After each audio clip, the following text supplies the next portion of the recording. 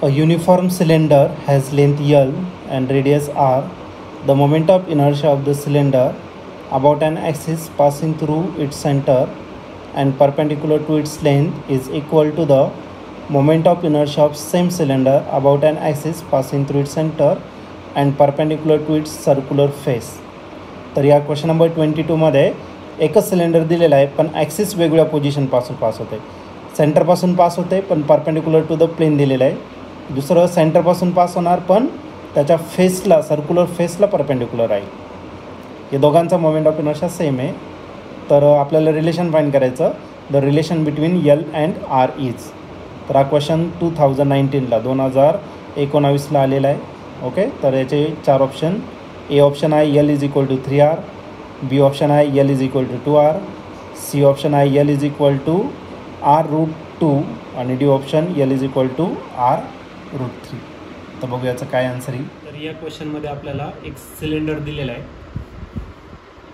Okay, आता solid आहे का हॉलो काहीच नाही दिलेलं आहे. जर काहीच नसेल दिलेलं तर आपण याला कन्सिडर करणार आहे सॉलिड सिलेंडर. ठीक आहे, आणि एक ॲक्सिस आहे जी ॲक्सिसकडून पास होते याच्या सेंटरपासून पास होते पण लेंथला कशी असणार परपेंडिक्युलर. या सिलेंडरची एल इतकी त्याची लेंथ असेल आणि याची जी रेडियस आहे ती किती असणार तर आर इतकी त्याची रेडियस आहे. तर याच्या अराउंड जर आपली बॉडी रोटेट होत असेल तर याचा मोमेंट ऑफ इनर्शिया किती असेल.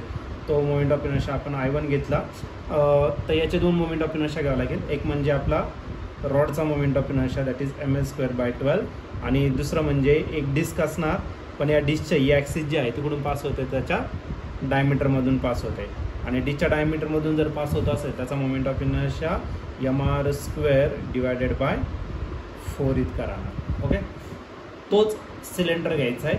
फक्त दुसरी कंडिशन, ही फर्स्ट कंडिशन आहे. दुसऱ्या कंडिशनमध्ये काय दिलेलं आहे, जी ॲक्सिस पास होणार आहे सेम सिलेंडर ते ॲक्सिस व्हर्टिकलनी पास होणार. ती कशी पास होणार, होरिझॉन्टल, त्याच्याच ॲक्सिसपासून पास होणार आहे आणि याच्यावरून आपली बॉडी का ना तर रोटेट होणार आहे. म्हणजे हा सॉलिड सिलेंडर आहे तर मग तुम्हाला कोणता फॉर्म्युला यूज करावा लागेल तर डिस्कचा मोमेंट ऑफ इनर्शिया या ठिकाणी यूज करावा लागेल. मग तो जो I2 आहे तो किती असेल तर डिस्कचा मोमेंट ऑफ इनर्शिया mr²/2 इतका असेल. तर दिलेल्या कंडिशननुसार याचा मोमेंट ऑफ इनर्शिया आणि याचा मोमेंट ऑफ इनर्शिया आहे दोन्ही मोमेंट ऑफ इनर्शिया कसे सेम आहे. ही दिलेली कंडिशन आहे. मग from given condition I1 is equal to I2 आणि I1 किती आहे तर I1 आहे तुमचं ml²/12 plus mr²/4 is equal to I2 आहे तुमचं mr²/2. आता या टॉपिकमध्ये आपल्याला फाइंड करायचं आहे लेंथ. त्या सिलेंडरची लेंथ किती असणार. तर याला सिम्प्लिफाईड करू. आईकडे प्लस इकडे काय करून घ्या मायनस करून घ्या. मारायला ml²/12 is equal to mr²/2. आईकडे प्लस होता इकडे काय केलं मी मायनस केला mr²/4.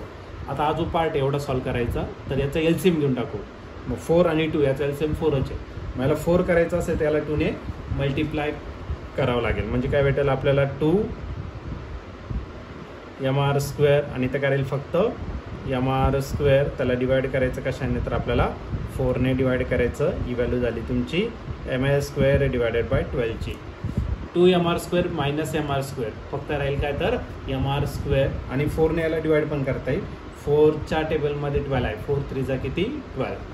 मारायला ml²/4 3 जागी झाला 12 म्हणजे इथं 3 राहिला आणि या दोघांची सबट्रॅक्शन किती राहणार 2mr² minus mr². It is only mr². m आणि m काय आला कॅन्सल. हा 3 इकडे डिवायडेड इकडे काय झाला मल्टिप्लाय. मग l² इज इक्वल टू करायला 3r². आता फायनली याचं काय करून टाका स्क्वेअर रूट. मग l इज इक्वल टू 3चं रूट घेताना नाही मग 3 झाला. r² काय ना फक्त r. मग आन्सर काय आलं √3r. लेंथ जी असणार त्या सिलेंडरची ती असेल